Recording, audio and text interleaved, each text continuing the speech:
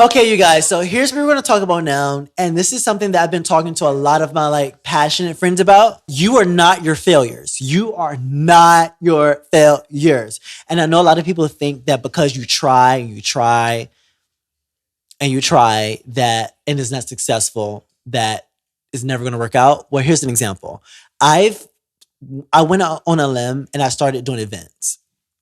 And when I started doing events, it was successful, progressively became even more successful. But then in the middle of it, it got very stagnant. It became very not so successful. People weren't coming out. Like people that really loved me were coming out and supported me, but the numbers that I needed to grow weren't happening. And one thing that kept me going was the fact that people kept telling me that, hey, Money, the fact that your tenacity, the fact that you're never giving up, the fact that you keep pushing and you're not get caring what people think. And I think because I knew the bigger picture, I knew my end goal, that the small numbers that I wasn't growing in my events weren't bothering me, but it was definitely discouraging. And I wanted to give up music. I wanted to give up like a lot of things.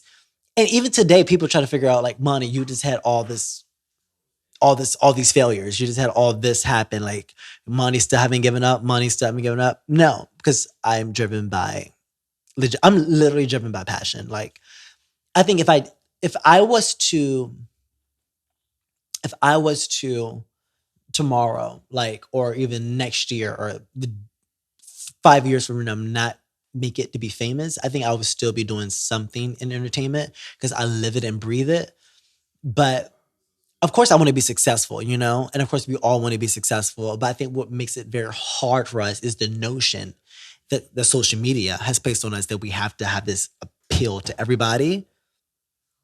But you guys, the realistic the realest thing we could ever come to terms with is the fact that we're not going to always have the strongest, support sometimes, and we're not going to always have the best outcome sometimes. But what we will have is our talent is that will carry us to the next phase of our lives.